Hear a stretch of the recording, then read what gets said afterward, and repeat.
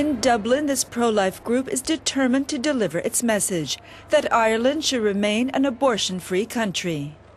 The unborn child has a right to life as well, and I suppose it's one of the most fundamental rights to life is the right to life. So I always bring it back to the child as well as the mother.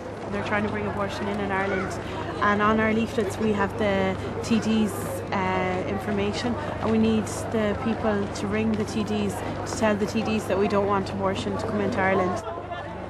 Besides Malta, Ireland is the only EU state where abortion is illegal. It's a criminal offence with both doctor and patient facing life in prison due to a law which dates back to 1861 and which remains in the Constitution. But last October, the death of one woman ignited the emotional flames of the abortion debate once again.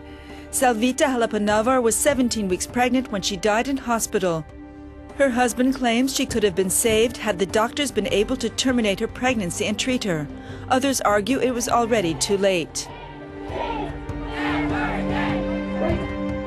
Savita's controversial death relaunched the call to introduce legislation from the 1992 X case. This was when a 14-year-old girl pregnant from a rape was denied the right to travel to the UK for an abortion.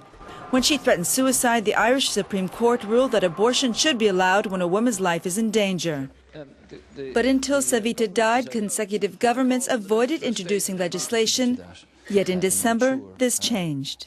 This matter is to deal with the clarification of the Constitution and therefore the law by the Supreme Court in the X case. And therefore it does include the question of suicide arising from the X case. Including suicide as a threat to a woman's life. For the Catholic Church, it's this question that could open the floodgates to abortion on demand, like in England. Well, the guidelines surrounding a legislation would say a suicide endanger a woman's life. If what happened in England with two doctors giving the go-ahead to every request for a termination, that the same could happen here. You know, the controls on it would eventually erode over time. And there was a big scandal in England there a few months ago where the consent forms were actually pre-signed by the doctors before people came looking for them, just to make life easier. So there was no examination of the person seeking an abortion at all. So they were really breaking the law. Almost 85% of Ireland's population is Catholic, and talking about abortion can be both emotional and even shameful. But pro-choice advocates argue that criminalizing abortion won't prevent it. Over 150,000 Irish women have traveled to the UK for abortions since it was legalized in 1967.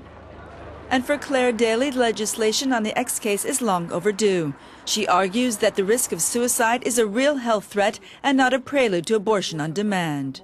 The fact that Ireland would legislate for abortion, even in the narrowest circumstances of a risk to life, that's hugely symbolically important, which is precisely why the Church and the anti-abortion lobby are so up in arms. In actual fact, it will only benefit maybe a handful of women every year, but it's the symbolism, because if people agree to abortion in one circumstance, then it makes it much easier for them to accept abortion in another circumstance. And the reality of all of the opinion polls and all of the debate around this issue has resulted in the fact that people do realise it's not an easy decision, it's a complicated decision. On the hospital premises. James Burke and his wife Amanda founded a support group shortly after they went to England to terminate her pregnancy for medical reasons. At 21 weeks pregnant, Amanda was told her baby would not survive. But under an amendment to the Irish Constitution in 1983, even an embryo after conception is officially an Irish citizen. After lots of soul-searching, they made the decision to travel. Yeah, I went in and basically our world just crashed around us, and then we got the actual results from the amnio a week and a bit later, and then they confirmed it was Edwards syndrome, which essentially she wasn't going to survive. And they, you know, basically the midwife said, you know, either she will die at some point in the pregnancy, or if you go up to, you know, full term and give birth, she will die on birth, because her organs were so severely impaired, especially her heart. The doctors legally can't really give us information either. The only information they can give us is that you can carry on with the pregnancy and wait for your baby to die whenever it does die. When it comes to the option of termination, we had to go to a charity to find out what our options were there, which was another couple of days' wait. So when we went to the IFPA and we found out that we can actually go to England and we can deliver, Amanda can deliver our child, and we felt that was the best thing that we could do for her.